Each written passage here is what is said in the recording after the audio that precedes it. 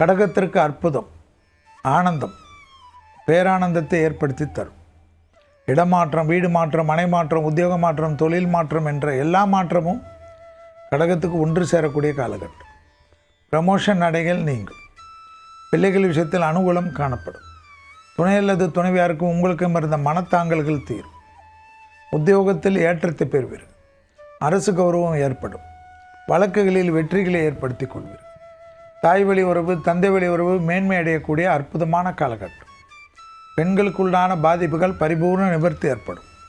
எதிர்பார்த்த நல்ல விஷயங்கள் நடைபெறுவதற்குண்டான அனுகூலமும் ஏற்றமும் மிகப்பெரிய பிராப்தத்தை ஏற்படுத்தும். இழுபறியாக இருந்த நிலைமைகள் எல்லாம் மாறும். பண வரவு ஏற்படும்.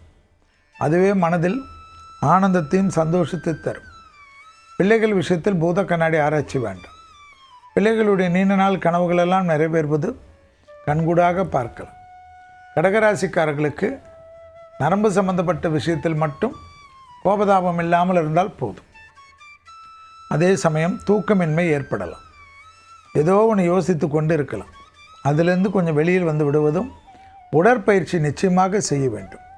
ராகு அஷ்டமத்தில் இருப்பதை ஞாபகத்தில் கொள்ளுங்கள். பெற்றோர் பெரியோருடைய தேகத்தை பார்த்துக்கொள்ளுங்கள்.